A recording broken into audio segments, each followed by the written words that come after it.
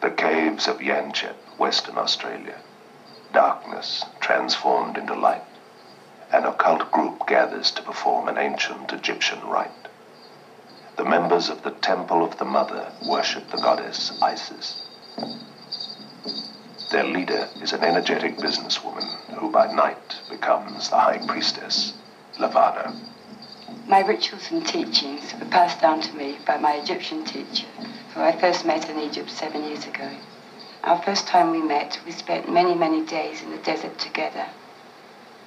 He taught me a complete new system to me at the time, although as he spoke and taught to me, I realized it was a system that I had within myself. He awakened my ancient self.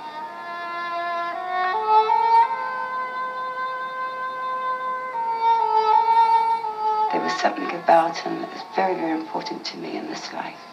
I knew he was going to guide me, give me the reasons and directions in my life.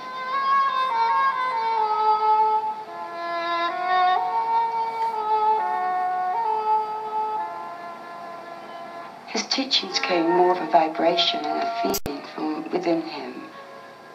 Sometimes we would spend many, many hours in the desert and not one word would pass. It was almost like clairvoyant pictures before my eyes, an unveiling of knowledge, of knowing. And most of my teachings with him were this way.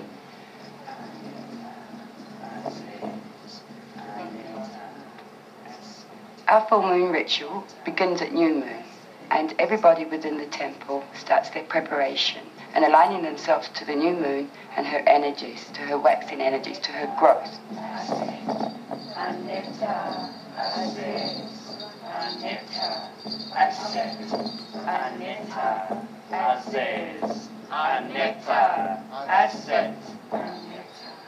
We use our netta as an expression of our openness and our love to the god or the goddess or to life.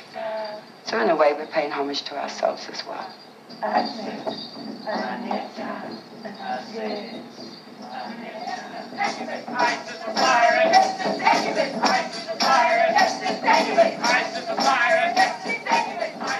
Magic feeds me.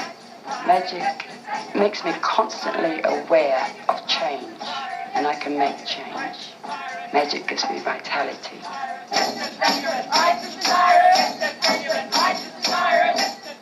Magic's a very positive thing because it's an affirmation every day. I am, I can, I will.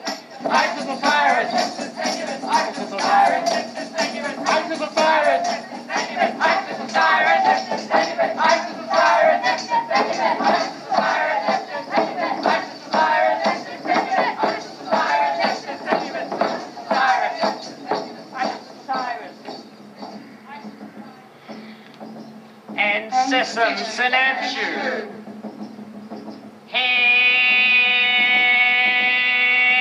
Hamka!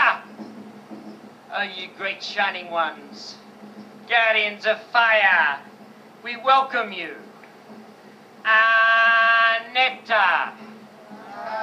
Aneta. Anetarak. Atom.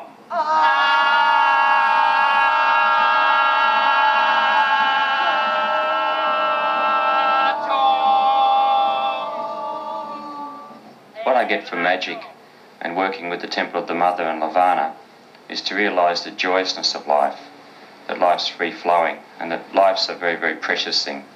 We get that also from working with children and healing, but we could also get it from the rituals and the dancing, to realise the preciousness of the moment. And really your life is just a process of moments. So if we can realise the preciousness of the moment and then extend that into our whole life can become joyous and free-flowing.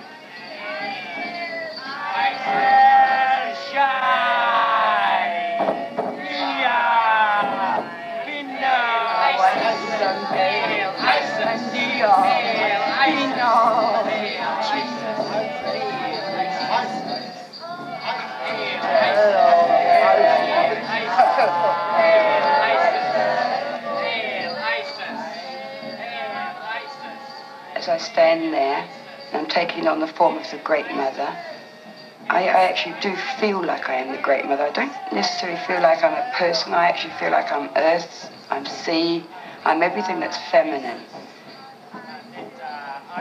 And the priest and priestesses before me, as I look into their eyes and they look into my eyes, there's this most incredible openness that one can't have in a mundane world. Isis.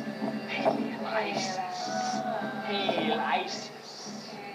I think that humanity is already enlightened, it just has to become aware of it. So the process is to unfold the inner spiritual truths, not to create them. Man is not born imperfect. He has to realise his own divinity. And in realising his own divinity, he'll free himself. Once in the month, the moon is full. If it were only facts that mattered, man now knows more about himself than he has ever known, and yet somehow he believes in himself less. There is a gap between what we know and what we feel. Many find that the occult can bridge that gap. A couple of symbols.